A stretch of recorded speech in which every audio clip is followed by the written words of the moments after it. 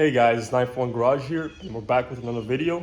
This is gonna be a more unfortunate type of video because we have the 335 sitting right here in a broken state. So what happened is there's a slight crack in the block, so it's leaking coolant everywhere, and we're gonna have to pull the motor out. It's very unfortunate, but it is what it is. So I did replace the head gasket because I did push this motor kind of hard, and since I don't have the best head studs in the market, I only have the 11 and 9mm head studs, which if you opt for all 11mm head studs, then you're likely never gonna lift the head. So it was just slightly leaking coolant, like just seeping through. I didn't like that, so I went ahead and replaced the head gasket.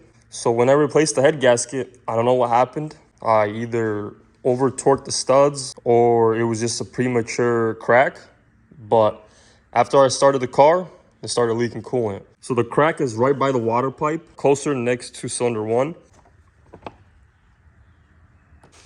So I'm gonna have to pull this motor out. So I'm just gonna go through the process with you guys of pulling this motor out. In the meantime, I kinda wanna talk about the Supra right here and give you guys a quick update. Our Supra is also on jack stands. It's been sitting on jack stands for probably like a month already. So the car's complete. I don't know if you guys watched my previous video. We did complete the rear end. It's looking nice.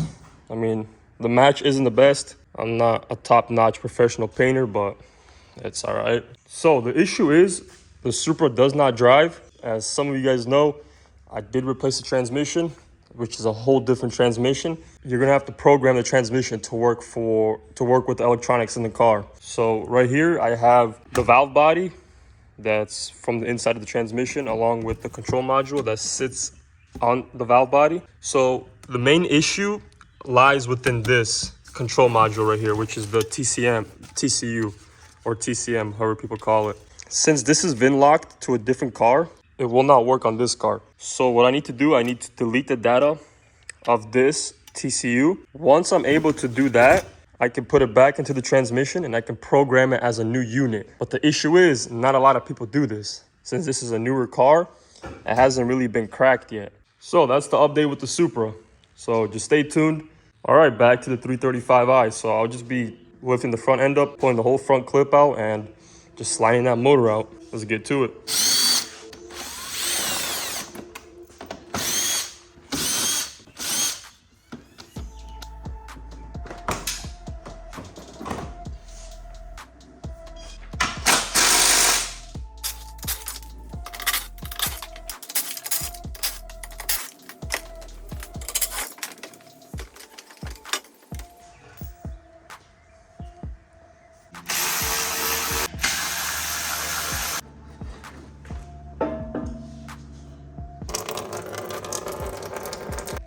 So the front clip is ready to come out.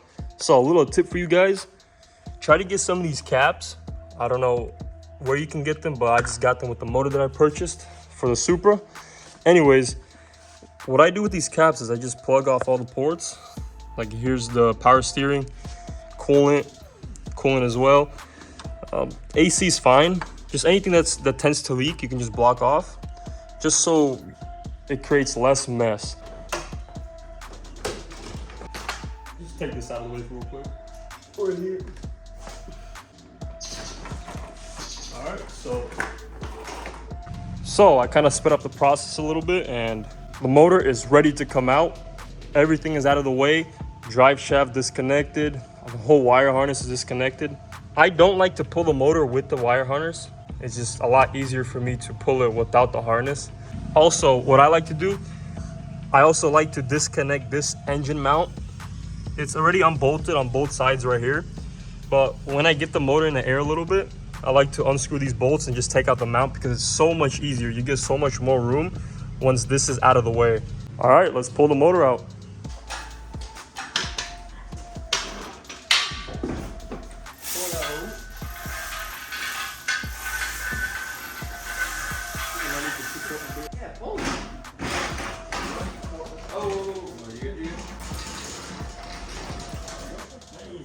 So the motor is out. I had my two cousins help me out real quick. Let me try to show you guys where the crack is. You guys probably won't be able to see because it's all the way up in there. Maybe if I show it through here, see where the coolant's seeping through? it seeps through on both sides. So one over there and then one on the other side. All right, so I got the motor on the stand, and now I'm just gonna tear everything off. I'm gonna take the turbo kit off just so I can show you guys where the crack is located. Then I'm also gonna do a full tear down because there's no point of keeping this motor anymore. The block is done for.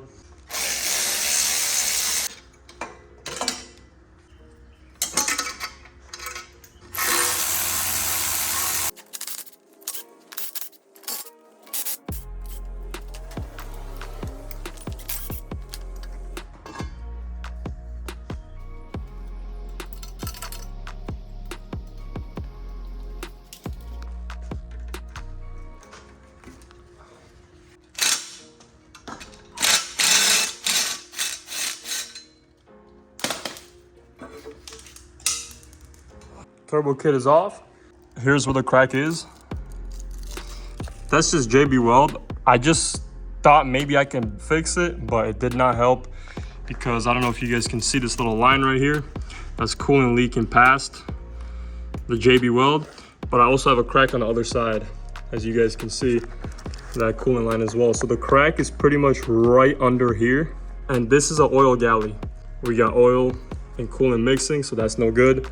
And this is not fixable, which I don't think it is. I'm gonna go ahead and drain the oil. I wanna see if maybe any water is at the bottom of the oil pan, because if you open the oil cap, you can see that there's moisture. And I have tried to drive the car around for a bit, see if it cleared up, and it never cleared up. And my high side vacuum catch can was filling up with water and oil. 5 miles of driving, full of water. So that's a sign that there's a lot of moisture getting into the motor. I don't see any water yet. It is looking a bit milky, but not too bad. It's just brown. So there wasn't any water sitting at the bottom of the oil pan. So I pretty much removed everything out of the way. So here's a better look at the crack. I don't know if you guys can see it, but it's like a long little hairline right there. I don't know how good you guys can see it, but see that long little hairline? Yep, that's it. And it's the same on the other side. Yep, this block is pretty much done for. So I moved the engine on some cardboard. So now what I'm gonna do is I'm gonna fully tear this motor down. Well, I gotta strip the motor of all the accessories. So I'll be back.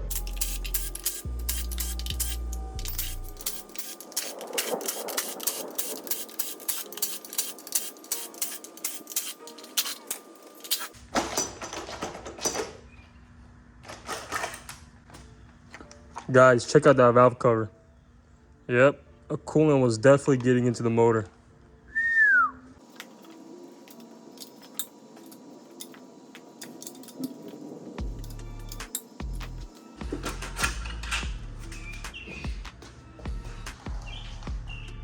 I replaced this head gasket because I guess back here, from too much boost, I blew this little ring. The compression was still good, but what it did was it just leaked coolant, a little bit of coolant. That's why I replaced it. You see where this head stud is? The crack is right under it. So I think what happened was I probably over torqued this head stud and cracked the block right here.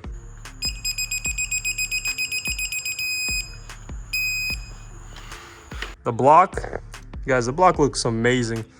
The cylinder walls still look perfect, in good shape. No piston to wall damage, nothing. And if I shine my light in there, you guys see that blue?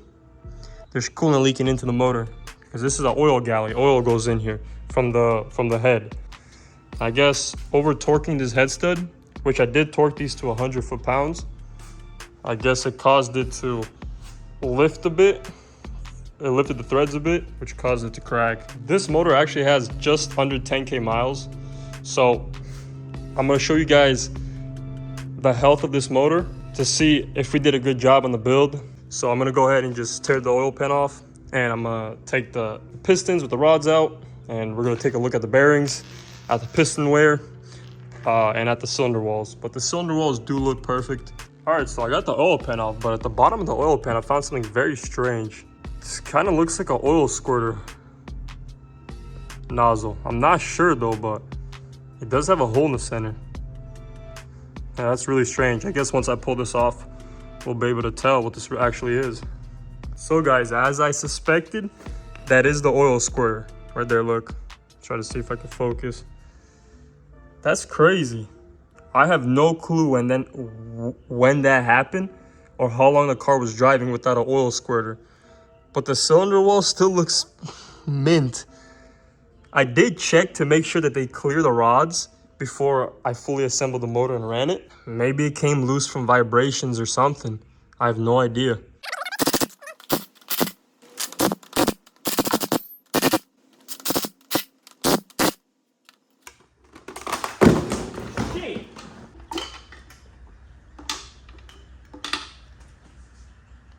Here's piston number 1. Yo, that still looks perfect, man. Look at that. The rod bearings don't look the best. Definitely, there's no deep scratches. Just a little bit worn out.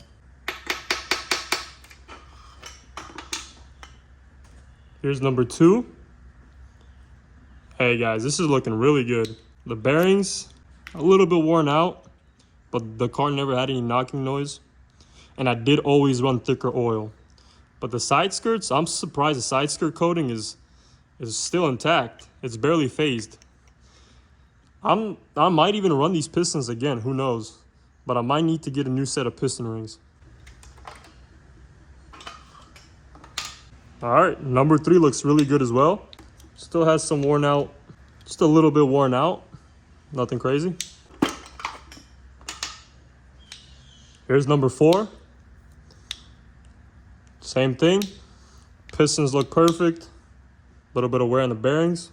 Here's number 5. Slight bit of side skirt wear. Bearings pretty much the same. Last piston.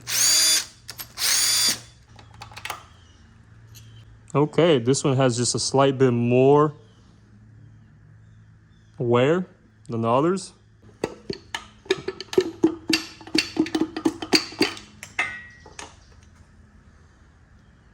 All right. Not too much wear. The same as every other piston. Except the bearings are a little bit more worn out on this piston than the others. But everything else looks mint. All right, so some of you guys are asking, what's the next move? What am I gonna do?